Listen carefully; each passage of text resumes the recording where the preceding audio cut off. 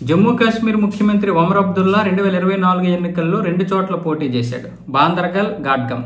ఈ గడ్గామ్ అనే నియోజకవర్గంలో భారీగా మెజారిటీ వచ్చింది, కానీ మరి ఆయన ఇక్కడ తప్పుకున్నాడు. బాందర్గల్లో ఉండిపోయాడు. బడ్గామ్ ఏమొచ్చేసి ఇప్పుడు ఉప ఎన్నిక వచ్చింది, ఆయన అక్కడ లేడు కాబట్టి 2 నియోజకవర్గాలు ఏదైనా ఒక నియోజకవర్గంలో ఉండాలి. కాకపోతే ఎక్కువ మెజారిటీ వస్తే ఎక్కడ ఎక్కువ వస్తే అక్కడ ఉంటాను అన్నాడు, కానీ మరి బడ్గామ్ వదిలేశాడు. ఇప్పుడు ఆ బడ్గామ్ లోనే ఆ నియోజకవర్గ ప్రజలందరూ కూడా ఆశలు పెట్టుకున్నారు ఒమర్ అబ్దుల్లా మీద. ఎందుకంటే సీఎం అయ్యాడు, మన నియోజకవర్గం బాగా అభివృద్ధి చెందిస్తాడు, రోడ్లు బాగా చేస్తాడు, ఏదైతే ఇప్పుడు జలాలు కలుషితం అయిపోయో ఆ విషయంలో కూడా పట్టించుకుంటాడు, ఆరోగ్య పరిస్థితి బాగోలేదు, ఆసుపత్రులు కొంచెం డెవలప్ చేస్తాడు అనుకున్నారు. కానీ అది రివర్స్ అయిపోయింది.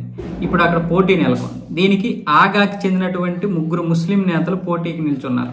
ఈ ఆగా వర్గానికి చెందినటువంటి షియాలే ఇప్పుడు ఇక్కడ పోటీ నిల్చున్నారు. ఒకటి నేషనల్ కాన్ఫరెన్స్, 2 మాజీ ముఖ్యమంత్రి మహబూబా ముఫ్తీకి చెందినటువంటి పీడీపీ, 3 బీజేపీ.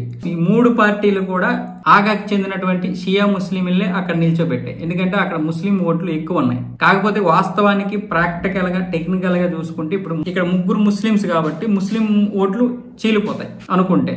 చీలిపోతే గనక ఎవరు ఎక్కువ రావాలంటే మిగతా హిందువులందరూ బీజేపీకి వేయాలి కాబట్టి బీజేపీ గెలవాలి. కానీ అలా గెలవదు అక్కడ, ఎందుకంటే హిందువులు రకరకాలుగా విడిపోయి ఉన్నారు. అక్కడ ఉన్నటువంటి పరిస్థితుల ప్రకారం అక్కడ లోకల్ నాయకులకి ఒక్కొక్క వర్గం ఒక్కొక్క విధంగా సపోర్ట్ చేస్తారు. హిందువులందరూ బీజేపీకి వేరు, కొంతమంది పీడీపీకి, కొంతమంది ఎన్సీపీకి, మరి కొంతమంది ఏమొచ్చేసి బీజేపీకి. అక్కడ కూడా ఇలాంటి పరిస్థితి. కానీ వాళ్ళు మాత్రం యూనిటీగానే ఉంటారు.